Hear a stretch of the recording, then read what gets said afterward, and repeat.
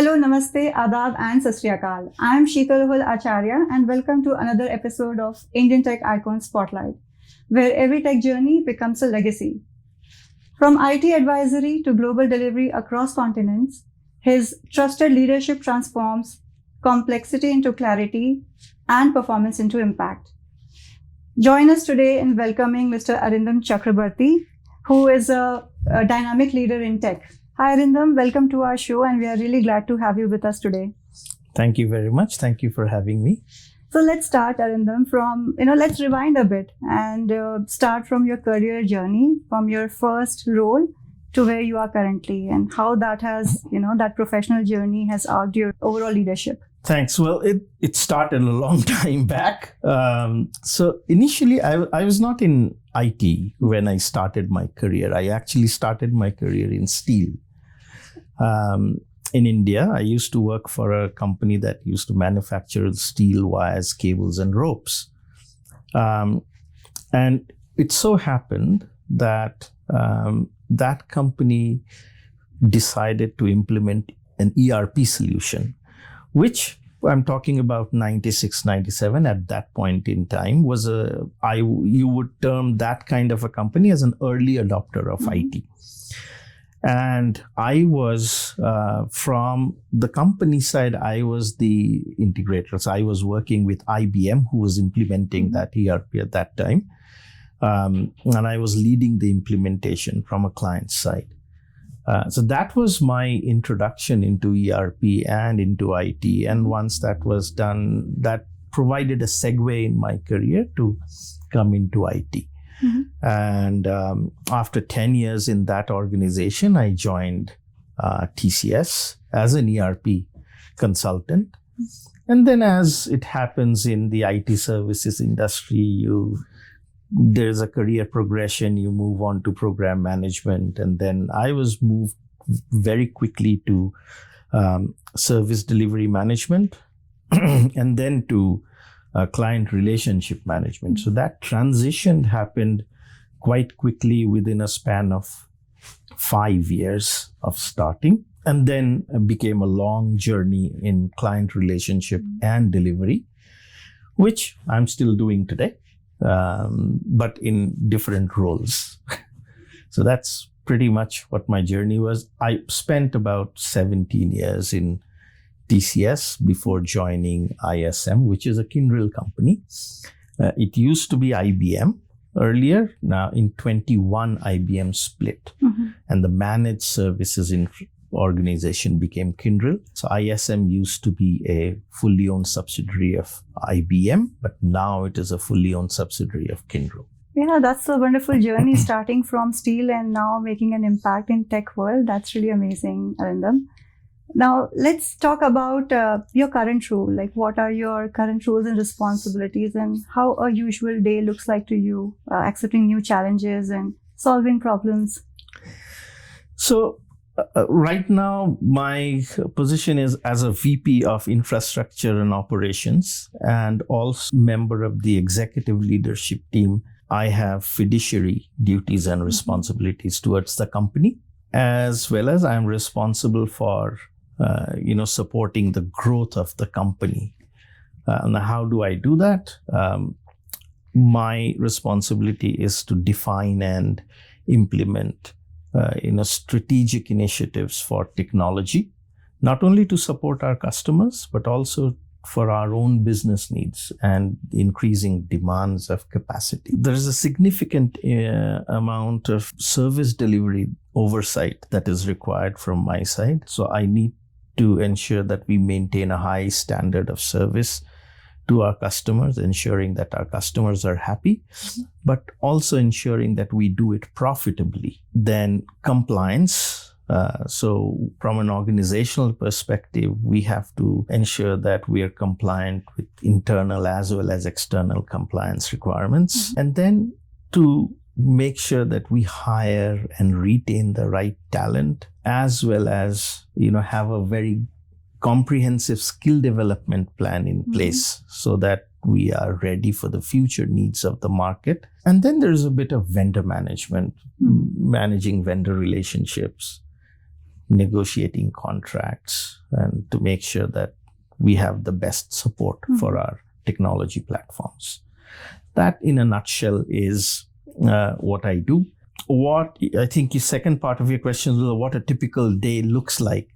So a typical day is full of decision making on technology strategy, financials. There's a lot of governance involved in order to run an IT service industry. My day is full of back-to-back meetings. Either it is some kind of a governance or a fiduciary decision. Sometimes things are escalated to me. If it comes to my level, it means that it's already very complex. So it needs to be sorted out. So there is a lot of problem solving there. And then there's a lot of people management in a day-to-day operations. One of my responsibilities is to ensure that there is good employee engagement in the company, which means that we have to ensure that not only are the teams delivering, but they are developing as well in terms of skills, in terms of insight, and also their conversational skills, not just technical skills, but conversational skills. Basically, all of this put together. In my role, one of the essential things is that we need to read and think a lot. Unfortunately, it's difficult to do that during the workday, so I do it later after hours. Okay, so you have like whole lot of responsibilities, and then even after office hours, you have to invest time. I think that is inevitable. And part of like most of the IT leaders, I would say today. Yes. That's wonderful insight, and that's really whole bunch of responsibilities.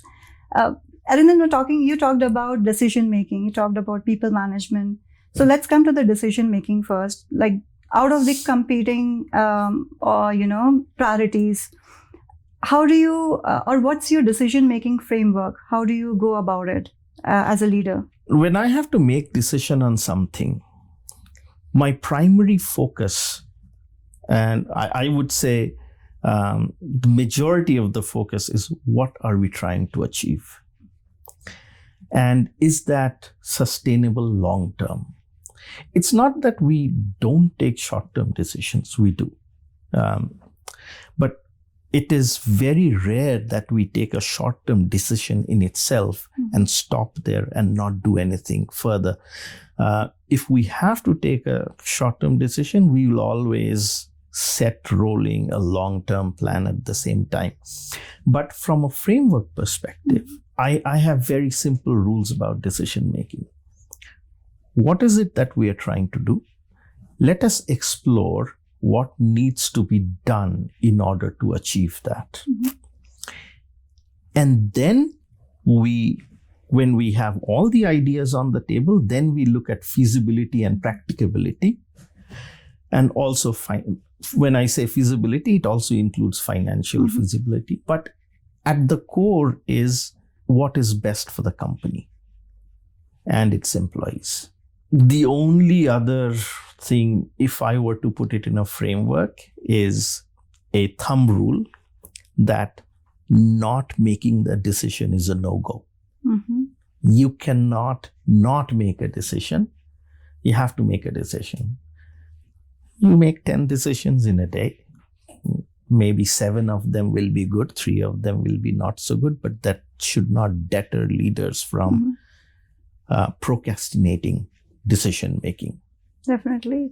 And that's a wonderful insight. Thanks for sharing that with us, Arindam. Let's talk about the people management. At your position, at your level, how do you, as a leader, how do you manage conflicts within your team? Well, I don't have a set tool or formula for conflict management. But what I have seen is most conflicts are conflicts of roles and not goals.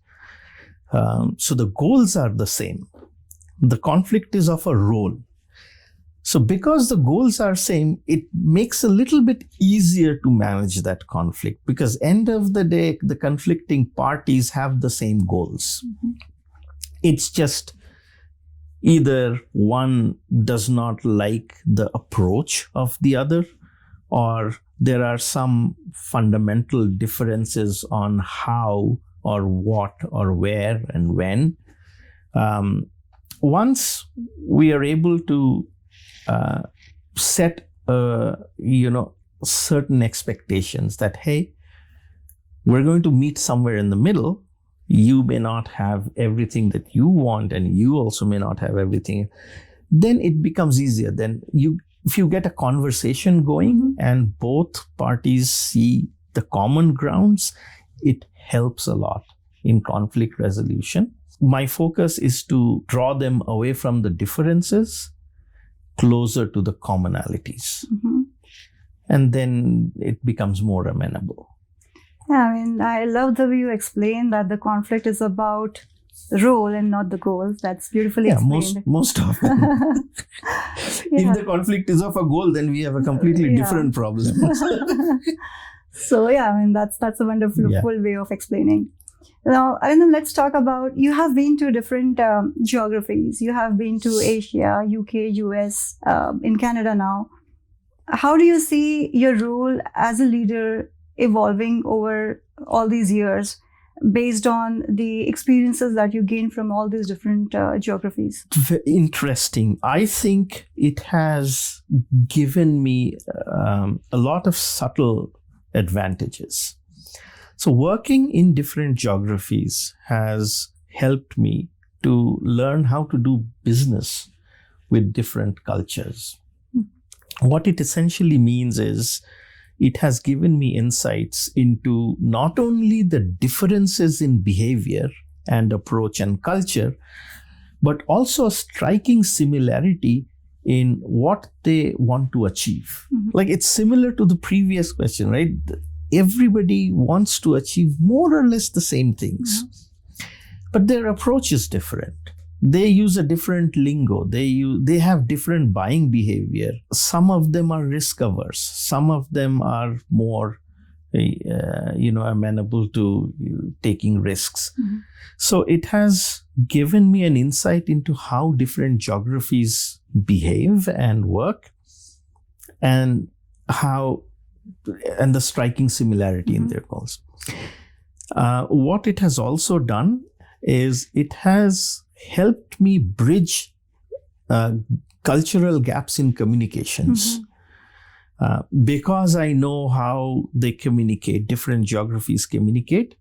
In a diversified conversation, I am able to bridge certain gaps. That helps in driving understanding clearly. The area where it has helped me the most is contract negotiations, especially when it involves geographically dispersed teams. And then, of course, understanding people. I have had the good fortune to not just visit, but live there in different continents. And therefore, I have had the good fortune to be immersed in the culture there, right? So what they do, how they celebrate different festivals during the year,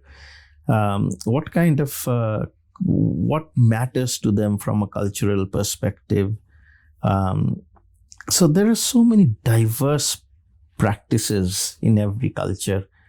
And yet I was humbled to see that the people inherently are the same, regardless of where they are from. They all want to make a good life for themselves. They all want to have a family that cares about them, friends. They all want a good life for their kids. They all want to have a fulfilling career.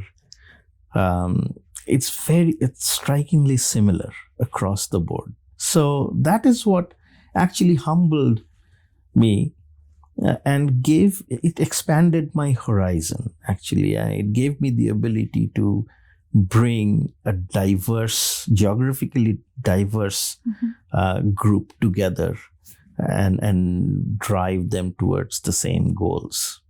Yeah, that's a wonderful answer again, Arindam. So, what inspired you to come to Calgary and settle down in Calgary? I was looking at a different industrial unit before coming to Calgary. I managed professional services for a long time. And the professional services, we used to provide services for, the big fives, except Deloitte. Deloitte had their own captive. But then one day I was approached and I said, hey, do you want to change and look after energy and resources? And I said, why not? Fine, because that's what I have done pretty much throughout my career. I raised my hands for opportunities that very few people were willing to take. And so, which is why I relocated so many times as well. So that's what brought me to Calgary, because I started looking after the energy and resources portfolio. So, Arindam, let's talk about Calgary. Calgary being energy-centric hub, how do you see the future of tech in Calgary in upcoming years? I think I'm very bullish on the future of tech in Calgary. Couple of reasons, not just energy, but construction as well. Off late, the influx of people in Calgary has been huge. So the skill availability in Calgary is at par with any other big city. If you look at the industry, the energy, oil and gas and construction maybe not so much, but parts of the energy industry are early adopters. When you look at all the energy companies, almost all of them have some initiatives going on the latest trends of technology. When it was IoT, they were all into IoT. When it was digital twins, AR, VRs, they were all into AR, VRs. And now they're all trying to see what can they do in AI. So they are one of the early adopters. And so definitely there's a very bright future of tech in Calgary. And it's good that the skills are coming to Calgary in large numbers. So that's definitely helpful. So that's good to know that the energy companies are embracing the changes. They are, adopting AI. So that's really great to know. So Arindam, again, let's talk about the technology. So what current trends in the tech industry excites you most? So I think personally, the deviceless technology excites me most. Maybe because I'm not a very gadget savvy person. I'm good in technology solutions, but when it comes to handling gadgets, my wife is a better person than me. So deviceless absolutely has me excited. Of course, the other one is AI. I am very cautiously bullish on AI. Because it has covered a lot of ground. It is now at a productivity enhancement stage. In the next 10, 15 years, it's likely to become very disruptive in a good way. And of course, maybe in some inconvenient way, which is always there. And I'm sure we will find some mitigations to the risks that are there. But definitely, I'm excited about what lies in the future. Now, Arindam, let's talk about the success. What does success means to you as a leader? There are measures of success like signing, sales, growth, margins. So those are measures of the success of the business. The success of the leadership lies in how they achieve those goals despite challenges. And whether they are able to foresee those challenges, and sometimes you cannot, sometimes you can, and how you put your plans in place, how do you foresee them and make sure you're ready and mitigate those challenges.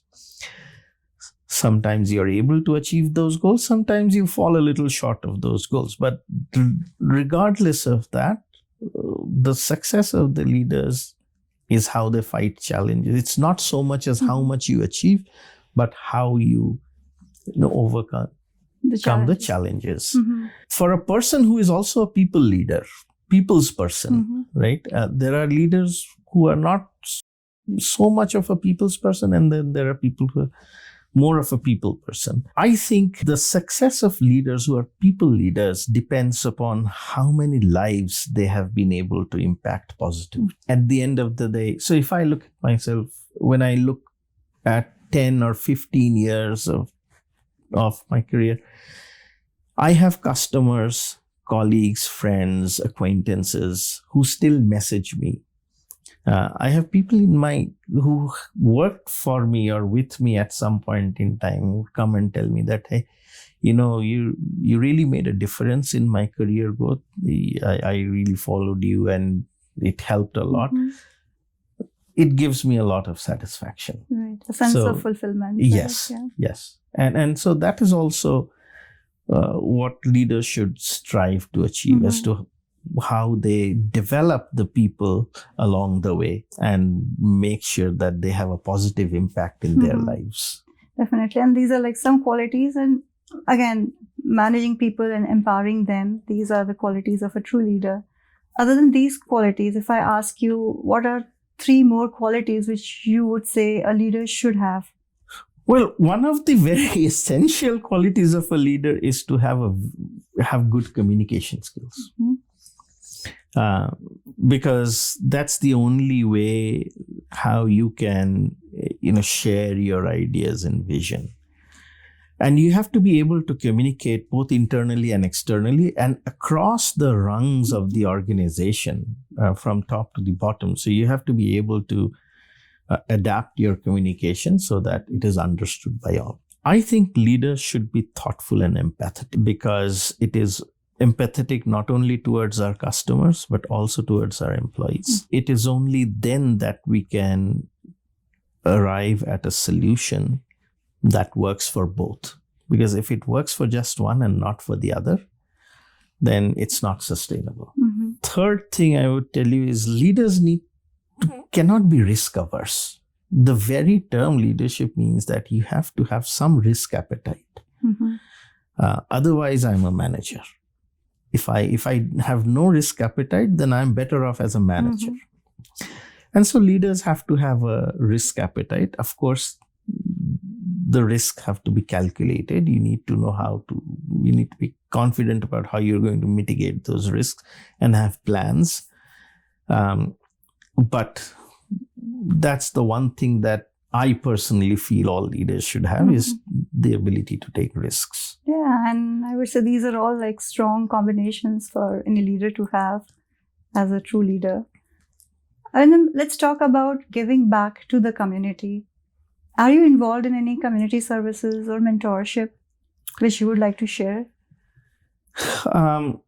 There are certain things I do, mostly with children. I don't get a lot of time, but whenever I get an opportunity, I try and put some voluntary work here and there, maybe in a library or maybe in a school, in a school council, maybe give some time to the school council and have some community drives. If there is a community drive, I try and take part in that. So yeah, in small ways. Yeah, well, that's a wonderful way to get involved in community services for sure. So thanks for sharing that insight, Arindam. Arindam, we talked about technology, we talked about leadership. Now, let's go back to your early days and let's talk about your hometown, your upbringing, and what values from your upbringing you still carry with you in your leadership style. I was born in Calcutta in India, but I was raised in a place called Ranchi, which is now in Jharkhand. It used to be in Bihar. So Ranchi used to be a hill station and very cosmopolitan. But my childhood was not very affluent. It was very modest. I learned to be creative from my very childhood because I obviously did not have variety of toys or equipments to play with. So I had to create my own toys and equipment. So I think some creativity was forced from an early childhood. And I also learned that in order for us or me and my family to do well, so in India, so I'm the eldest child. So we are indoctrinated that you have to be the responsible one and you have to take the responsibility of the family on your shoulders. So I realized that I cannot be average. I have to be better than average in order to, make a better life for not just me, but also for my family. So I think financial responsibility, being sincere, and the will to succeed was very much a result of that childhood. That's a beautiful journey, and I love the idea, like from where the creativity is coming and now into innovation and bringing that creativity in your leadership. That's commendable. Yeah, I remember once I did not have a car or a bus. My friends in school had that. So once my father bought me a new pair of shoes, so I tied a string to the shoe box and dragged it along, pretending it was a car. So all those fond memories, right? You still carry those with you, and those are the days, right, with family and parents, which we cherish always. Many fond memories, mostly with friends, because those were the times when we used to play outside. Yeah, we were seldom inside, and we used to run around in other people's orchards. We would be found either on a guava tree or on a mango tree or on a lychee tree. Those were the beautiful days. Yes, but it reminds me, now that you asked, one of the things that I really see that has vanished, maybe not vanished, but not to the extent that it was there that time, was the social connect. Everybody used to go to everybody's house. They connected, and they sat, and I'm talking about the time when even TV was not prevalent, and we had only one channel. And so people spent time with each other. Everybody knew everybody, which I think today is kind of, we've lost it somewhere. Yeah. I completely agree on that. Those were the times where the social connects were more. Yeah. And now is the time where kids are more into gadgets. Correct. Everybody's head is buried into their phones. Yeah. So. That's how I think the tech is taking over. Yeah. Yeah.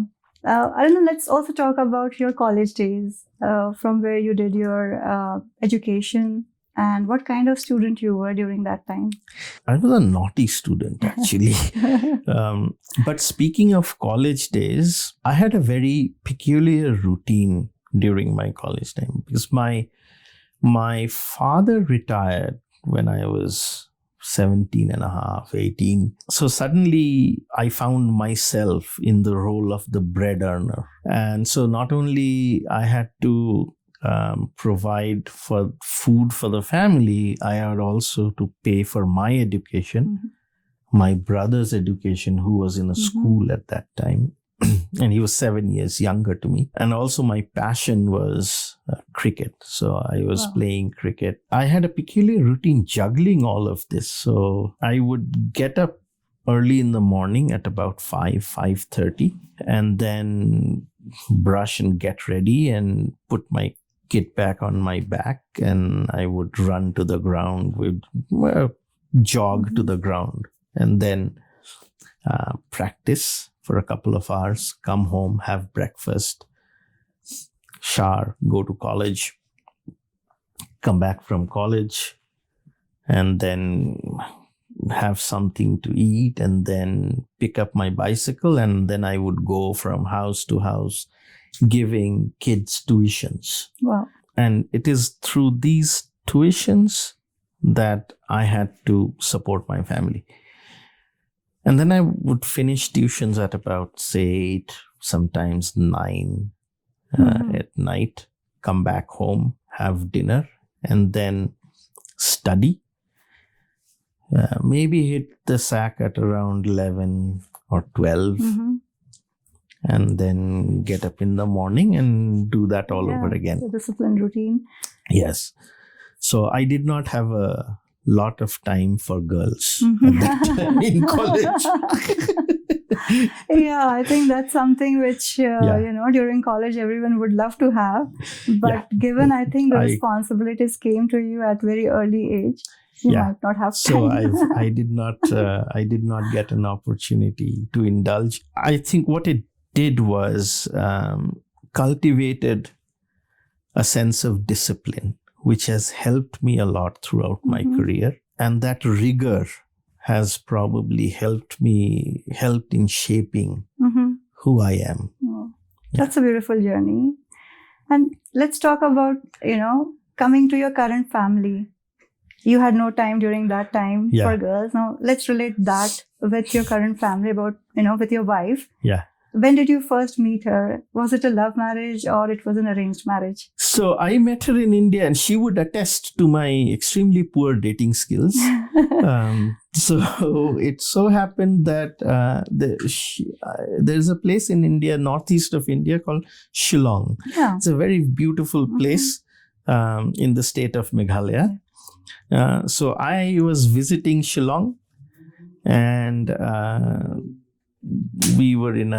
I was in a shared cab, and my wife Celine and her mother was in the same cab. Oh.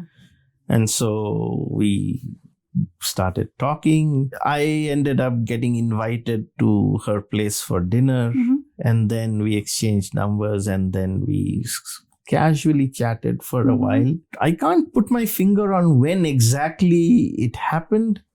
Maybe she can. You should ask her. But yeah, so that's how it Eventually developed. it started, yeah. Yes, that was in 2016. 2017, I moved to Canada for the second time, and then I think we got married in December of 2017. So how do you take out time for your family out of all these, roles and responsibilities with work pressure and all? So how do you balance out your family life? Rigor. See, I told you how I used to juggle priorities as a teenager. So right now what I do is, the moment I finish work, the first thing I do is I come and spend time with my daughter. My wife complains that the time that was earlier hers is now our daughter's, but then I have to balance. Yeah. So I make sure that I spend some time every day. Some days, when I'm traveling, I can't. Yeah. But when I'm at home, I make sure that I spend some time with her. When she goes to bed, after that, if I have things left, which I told you, reading and thinking, that I do after that. Nice. But then I make sure that I spend some time. That's perfect. And I was about to ask you, what are your hobbies and interests? And you just mentioned reading is one of your hobbies? Yeah. Or it's a habit? Reading has always been a habit. Off late, with age, I fall asleep while reading, so I listen more. So ebooks are a godsend these days. Yeah. As far as what I do, apart from listening to, ebooks and podcasts, I am very much interested in wildlife. Still, so I watch a lot of wildlife documentaries. Okay. Wow. If there is sports going on, any sports. Especially cricket, of course. And then I listen to a lot of music. What kind of music? Mostly, Bollywood, classical, semi-classical. So I grew up listening to a lot of Kishore Kumar and Mohammad Rafi, Manna De. Yes. But I find that these days, the music that is being composed these days is extremely complex. Not only they are good, but they are much more complex. So the talent today is phenomenal. Both the singers and the composers. I know it was very dull in the middle, like the 90s, but 2000s I enjoyed it that started. time from 90s. Sorry to say that. It's not that there was good material in 90s, but the richness that I find, and of course, depends upon taste. So the richness I find in some of the compositions these days is extremely complex and beautiful. But then from things that become a worm in your head, nothing beats the R.D. Burman and Kishore combination. Because if you play Antakshari, the only songs that will come to your mind would be from R.D. Burman, Kishore Kumar. So those are the songs. Yes, absolutely. Evergreen. Absolutely. Yeah, so it's been a wonderful discussion with you, Arindam, and we are nearing our end of this lovely conversation, and we'll move to our last segment, which is the rapid fire round. So are you ready for that? Sure. So don't worry, I'll ask you quick questions and just try to answer those as fast as you can. Okay. I'll try. Perfect. So let's start with your first question. A tech trend you wish more people paid attention to? Deviceless technology. Okay. A quote or mantra you live by? It's actually 3. Be sincere in what you do. Don't intentionally harm others. And if you get a chance, do good for others. Beautiful. Texting or calling? What do you prefer? Calling. Your preference? UK tea, Canadian coffee, or Indian tea? Darjeeling tea. Indian tea. That's a great answer. Next question. A city that feels like a second home? When I first moved to Toronto, definitely it felt like a second home because it was so cosmopolitan. I'm talking about 2007, 2008. Very cosmopolitan. And for whatever time I lived there, there was never a weekend when I had to think, oh, what am I going to do? Always something or the other was going on. So definitely. You're a city person more. Not anymore. Now I am more of a mountain and wilderness person. Yeah. No but wonder. I was younger then. So definitely. That life attracts more during that time. Yeah, I mean, that's fair enough. Next question. One habit that keeps you productive? I'll have to think about this one. I've never paid a thought to one habit that keeps me. I think it's the attention to detail is what keeps me productive. Okay, that's a good answer. Next question. What's harder? Select one. Starting a project or wrapping it up? Starting is harder. And the last question. If you could meet one historical figure, who would it be? Any historical person. Historical figure. I want to meet Radcliffe to ask him what was he thinking when he drew the line between India and Pakistan. Okay, that justifies your answer.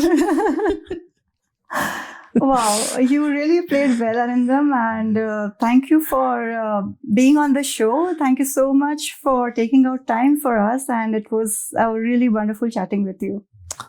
Likewise, it was wonderful. And thank you for having me. Thank you. Thanks.